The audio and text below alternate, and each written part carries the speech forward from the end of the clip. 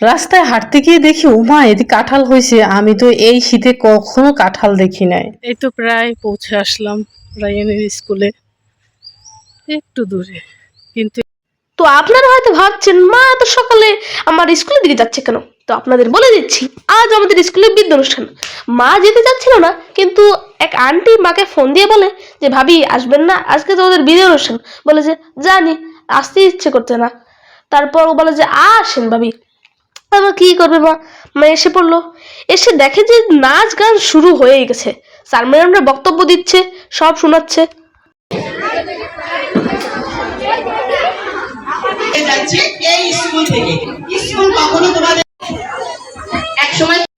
আমি তো সম্পূর্ণ কিছুই দেখতে পারিনি, গেছিলাম একদম শেষ সময়ে, শেষ মুহূর্তে।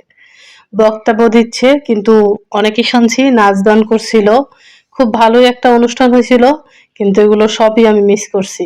তো বাসায় এসে আমি আজকে রান্না করব, রায়ান জিজ্ঞেস করছিলাম আজকে তুমি কি খাবে, বলে যে আমার জন্য একটু চিংড়ি মাছ কইরো, আর রায়ানের বাবা বললো যে আমার জন্য ছোট মাছ কইরো।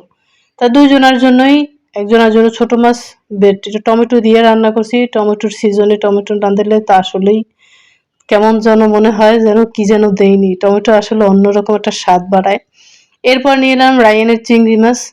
রায়ান চিংড়ি মাছ ছোট হোক বড় হোক, চিংড়ি মাছ একরকম হলেই হইল।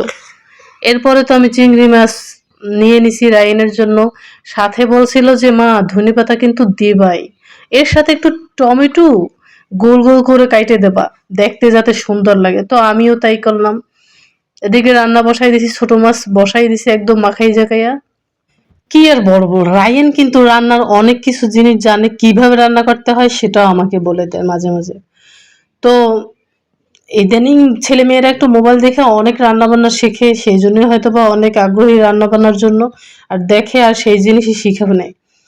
তো বলছে টমেটো গোল গোল করে কাইটা একটু ছড়াই ছিটাই রাখবা, যাতে ওইটা ওইভাবে একদম নিভা চুলে রান্না করবা, যাতে মাখা মাখা সেই জিনিসটা হয়, খেতেও দারুণ লাগে। আইস গো, মায়েরা আনছে সিঙ্গুর মাছ, সেই আমার লাগবে খাইতে। আজ গো একটা জমজমাটা খাওয়াইবে। আইস গো আমার কাছে বিরিয়ানি অনুষ্ঠান। অবশ্যই বিদ্যা অনুষ্ঠান লাগবে, অনেকটা খারাপও লাগতে আছে, কারণ অনেকদিন কাটাইছি একই স্কুলে। এই স্কুল ছাইড়া চলে যাবো। অবশ্যই এই স্কুল ছাইলে এত ভালো, এই স্কুল না থাকলে এত ভালো ভালো বন্ধু পাইতাম না।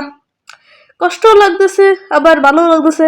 সামনে নতুন মানে মাধ্যমিক স্কুলে যাব, মাধ্যমিক স্কুলে আবার নতুন নতুন ভালো ভালো বন্ধু পাবো। দুই দিক থেকেই, একদিক থেকে ভালো, একদিক থেকে খারাপ। অবশ্যই সমস্যা নেই, আমার পুরনো বন্ধুরা সবাই আমার সাথে থাকবে, কেউ কেউ আবার নাও থাকতে পারে, কিন্তু বেশিরভাগ মানুষই আমার সাথে মাধ্যমিকে পড়বে। তাই আমার মন এখন অনেক ফুরফুরা। তবে খাউনটা জমাইয়ে খাইছিলাম, সেই হয়েছে একেবারে অস্থির।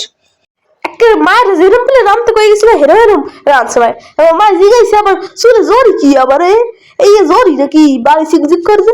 কই হ্যাঁ তুমি ঠিক বুঝছো, জরিয়া জরি ওরা মাখছে জম্মের মতো মাখা, এরপরে এই ধুইছি এখনো যায় না জম্মের মতো আইডেলা জরি। খাইয়ে দেখলাম যে মজা, কি যে স্বাদ। টমেটো দিয়ে খাইছি, টমেটো যে রান্নার মধ্যে দিয়েছে, আবার সালাদ হিসেবে আমি নিজেও কাটে লইছি, এর লেগে আরো স্বাদ বেড়ে গেছে। তবে জমাই খাইছি, ভালো হয়েছে রান্না, একবারে সেই স্বাদ। তো দেখা হইবে অন্য একটা ভ্লগ লইয়ে, ততক্ষণের জন্য সবাই ভালো থাকবেন, সুস্থ থাকবেন, সবাইকে খোদা হাফেজ।